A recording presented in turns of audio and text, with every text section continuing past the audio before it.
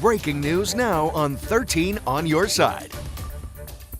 Well, good evening and thanks for joining us. I'm Lauren Baker. And I'm meteorologist Amber Twardy. We begin tonight with continuing coverage of a powerful storm that blasted through southwest Michigan. It happened yesterday afternoon. Here's video of that monster tornado moving across the edge of Union Lake and Union City. You could just see how massive that tornado was. Tonight, we know 3 people are dead and 12 people are injured. Branch County officials held a press conference earlier where they walked us through about the damage that they're seeing and the recovery effort. They even showed us some of the damage they've surveyed. And tonight we're getting a bird's eye view of that damage. This is drone video from the Union City Police Chief. As you can see, many homes were severely damaged by this strong storm, leaving a mark definitely in this area. Wow, really staggering footage there. And here's a timeline of the storm. So the first tornado touched down in Edwardsburg, which is in Cass County, around 3:15 Friday afternoon. The storm then headed east, crossing over into St. Joe County, hitting 3 Rivers about a half hour later. 45 minutes after that, a third tornado tore into Union City. And we're covering the story from multiple angles tonight. Amber will have an in-depth look and walk us through how these tornadoes played out. But first, we begin with meteorologist Blake Hansen, who is live right now in the Union City area. Blake, you were able to actually see that damage and hear from officials. Walk us through what you heard and saw today.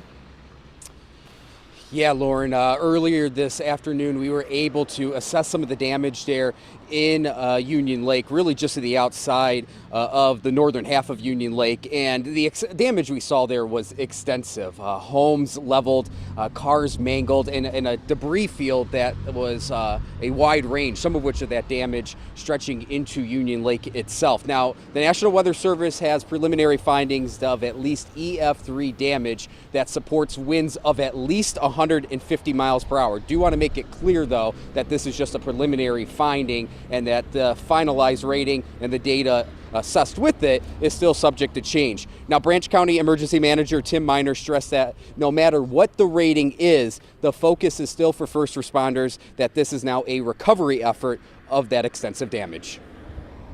EF3 tornado at 150 miles an hour. Now, that's subject to their verification. Does that matter? No. These people were still affected by something, right? We all know it was the wind. So let's not focus on this was an EF3 or EF4. We had lives lost and people. There is still hazards located within this environment. We are still working in a recovery operation. The rescue side operations has concluded at this point. We are working in a recovery mode. Again, earlier this afternoon, myself, our photographer Bryce, we were able to get up very close to that epicenter of damage, which again was a little bit westward of downtown Union City. This was on the northern flank of Union Lake, more specifically right along the intersection of Tuttle Road and Prairie Rose Lane. That's where it seems like the greatest amount of damage occurred with this tornado that did extend a little bit now into Union City. As mentioned, the National Weather Service still has to finalize its surveying that they have done today and likely maybe still occurring over the coming days. But as of now, I think if there is a silver lining here, the Branch County Emergency Manager, Tim Miner, once again, as of now, everyone has been accounted for, especially in that epicenter of damage on the northern flank of Union Lake. Back to you, Lauren. And Blake, I do have a question for you. You know, when it comes to tornadoes in these more rural areas, many people wonder about sirens, if they can even reach these homes in these parts of the state. What was the situation there near Union City? Yeah, good question. I specifically asked, again, the Branch County Emergency Manager, Tim Miner, that question of what is the siren system in Branch County. Now, they do operate with outdoor sirens, but a lot of that is confined to the municipalities across Branch County. It's not really confirmed that those near Union Lake were able to hear the tornado siren, but having said that, they do have a county-wide code red system that automatically triggers alerts to the phone, and based on some of the National Weather Service alerts there from northern Indiana, there was some lead time before that tornado struck, again, that northern flank of Union Lake. Blake, thank you. And 13 on your side, meteorologist Amber Tordy was on air for several hours yesterday afternoon tracking the formation of this tornado.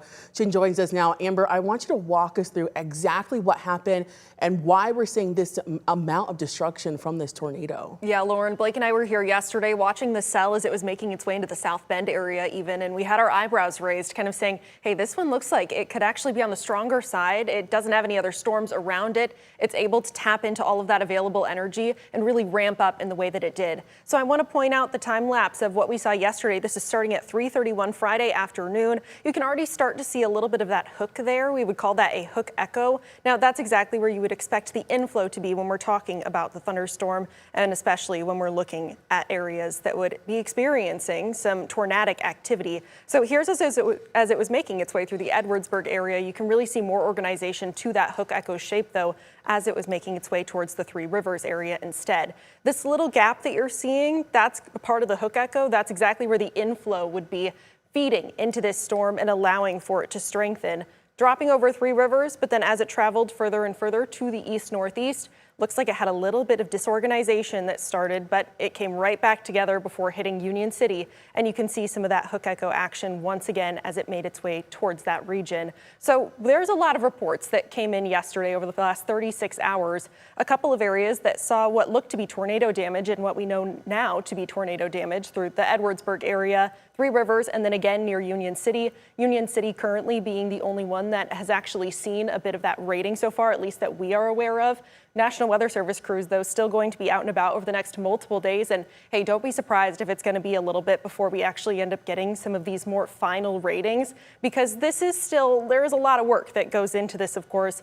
Plenty of different reports for them to actually be paying attention to. But just like Blake was saying, preliminary rating of EF3, but it does not necessarily mean that that is going to be what is the final case. A closer look at what we'll be able to see in the forecast, though, as we continue to track the chance for possibly a few more thunderstorms Tuesday of next week coming up in just a bit.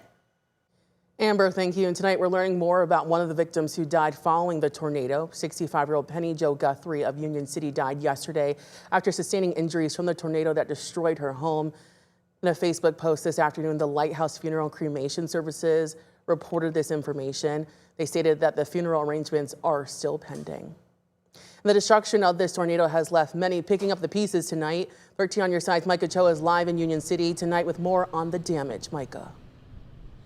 Yeah, we've heard how bad the damage is over on Tuttle Road, over by Union Lake, but that doesn't mean the rest of Union City, especially more towards the village or the downtowns areas, didn't receive their fair share. Now, we're in front of First Congregational Church, and I want to show you what we're looking at this roof here.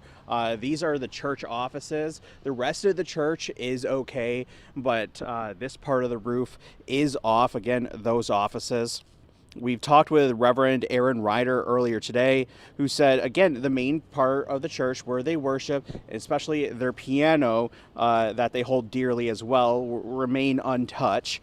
But the church's music director was actually here outside when the tornado came through. He told us while she is okay, she's still a little shaken up. She was planning a piano recital that Friday evening. And so she came by to drop off food and all that stuff, and that's when everything started to get crazy. She was unable to get in the back of the church. I don't know what the issue was with her key. So she came around this way, and she actually parked right in front of there, and that's when everything went crazy. She stayed in place in the vehicle, and then actually the roof came down and damaged the side of her vehicle. So she was outside when it all happened. But thankfully she was okay, because actually had she been inside, she might have been worse off given everything that we're seeing out here.